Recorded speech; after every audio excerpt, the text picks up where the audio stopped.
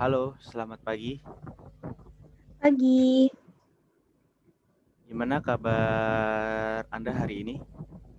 Alhamdulillah baik. Ya, alhamdulillah baik. Sebelumnya saya mengucapkan terima kasih kepada Anda yang telah bersedia untuk datang untuk melakukan interview kerja pada pagi hari ini. Sebelumnya saya ingin memperkenalkan diri saya terlebih dahulu. Nama saya Zaidin Ardiansyah. Saya di sini sebagai HRD di perusahaan. Jadi pada pagi hari ini saya akan menanyakan beberapa pertanyaan yang mungkin akan Anda jawab terlebih dahulu.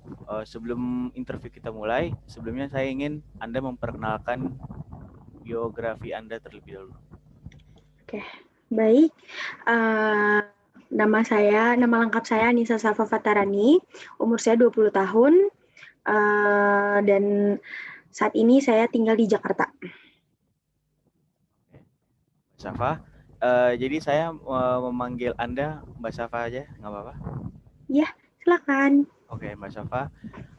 Uh, jadi sebelumnya saya akan menanyakan beberapa pertanyaan yang berhubungan dengan pekerjaan. Jadi Mbak Safa tidak perlu khawatir karena jawaban yang Mbak Safa berikan kepada saya akan sangat terjamin privasinya 100%. Jadi Mbak Safa tidak perlu khawatir. Baik. Oke, baik. Untuk pertanyaan pertama, saya ingin bertanya kepada Mbak Safa. Menurut Mbak Safa sendiri, apakah Mbak Safa ini termasuk orang yang pintar? Um, Sebenarnya jawabannya pasti itu adalah sudut pandang dari orang lain kepada saya ya, saya pintar atau enggak itu orang lain yang menilai. Tapi kalau misalkan jawaban dari saya pribadi untuk diri saya sendiri, saya pintar, saya ahli dalam beberapa bidang, tetapi ada juga bidang yang saya tidak pandai seperti itu. Baik, terima kasih Mbak Safa atas jawabannya. Untuk pertanyaan yang kedua, saya ingin bertanya kepada Mbak Safa, apakah Mbak Safa ini tipe orang yang merasa bosan jika melakukan pekerjaan yang berulang-ulang? Tidak. Karena Karena saya tipe orang yang saya nangkapnya pekerjaan yang sama berulang kali itu pekerjaan yang tidak selesai, jadi harus saya kerjakan di lain waktu.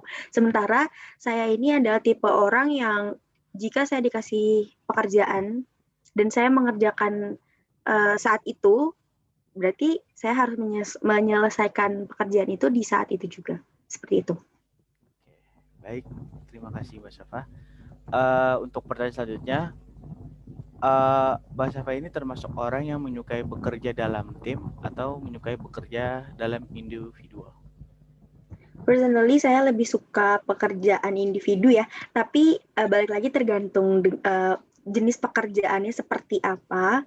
Kalau misalkan memang sekiranya saya bisa menyelesaikannya sendiri, lebih baik sendiri. Jadi tergantung jenis pekerjaan. Oke. Untuk pertanyaan selanjutnya, apakah Mbak Safa ini suka bekerja dengan benda, apapun bentuknya? Maaf, dengan apa? Dengan benda, apapun bentuknya, entah itu handphone, entah itu komputer, atau apapun.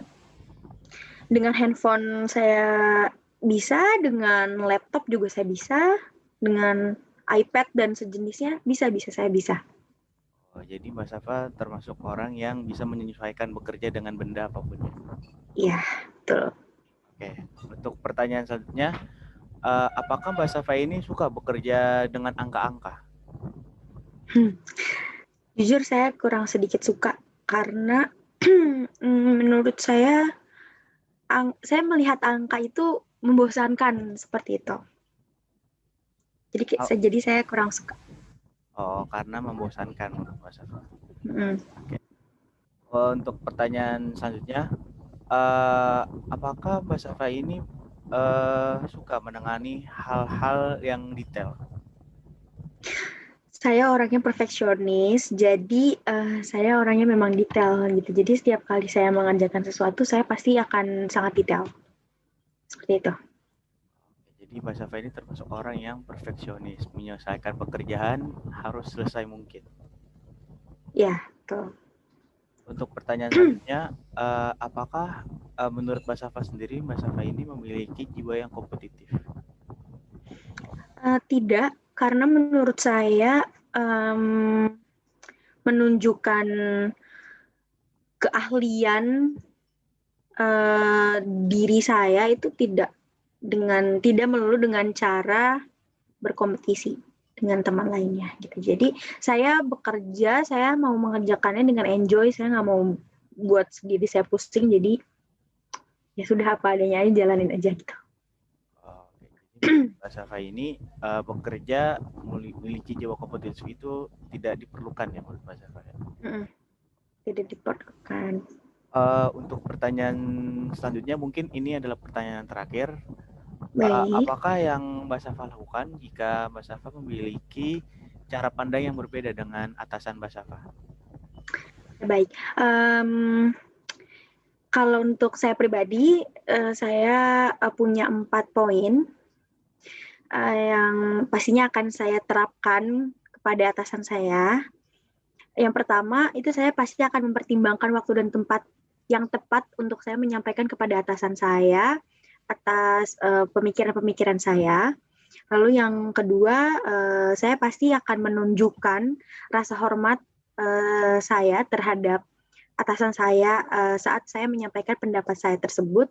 Lalu poin yang ketiga, saya pasti akan menanyakan mengapa atasan saya memiliki pendapat yang berbeda. Lalu poin yang keempat, yang terakhir, saya pasti akan menghormati apapun keputusan akhirnya.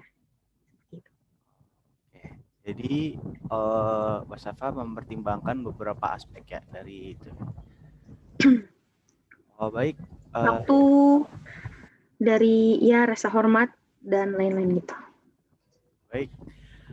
Mungkin untuk interview pada sesi kali ini berakhir sampai sini.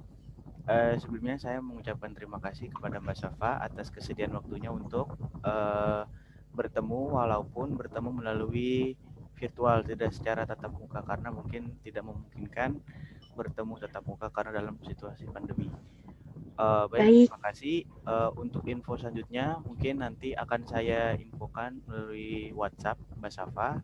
Jadi dimohon Mbak Safa untuk standby jika mendapat WhatsApp dari saya. Terima kasih banyak Pak Zaidan. Terima kasih Mbak Safa. Selamat beraktivitas. Ya, terima kasih.